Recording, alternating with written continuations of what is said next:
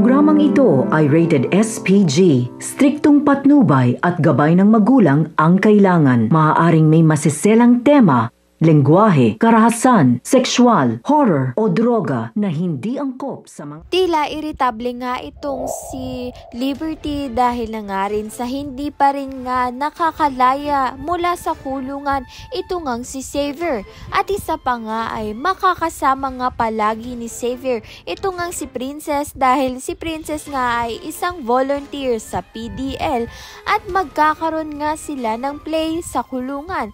At ito ngang si Xavier ang magiging prince na bida at ito ngang si Princess ay magiging princess nito ni Xavier. Kaya naman nga bago magsimula ang play nito ni Princess at ni Xavier ay binalaan nga ni Liberty ito ngang si Xavier na wag na nga siyang lalapit nga dito kay Princess kapag tapos nga ng play. Ngunit taliwas nga ang babala nga nito ni Liberty dito nga kay Xavier dahil mukhang nagiging natural nga ang eksena at nakikerry the way nga itong si Xavier sa mga sinasabi niya nga dito kay Princess dahil nabibighani nga itong si Xavier sa ganda nga nito ni Princess at masasabi niya nga ng tunay na minahal niya nga raw ng tunay ito ngang si Princess na parang wala nga itong sa script. Kaya parang natural nga ang mga sinasabi nga nito ni Xavier dahil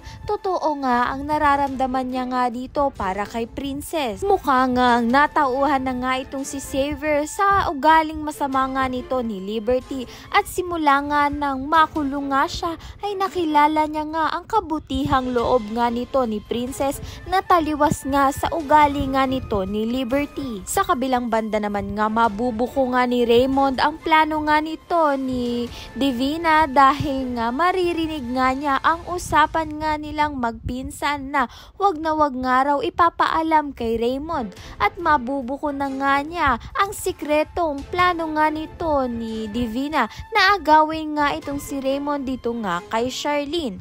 Ayan at iba pa ang dapat nating pakaabangan. Maraming salamat sa iyong panonood.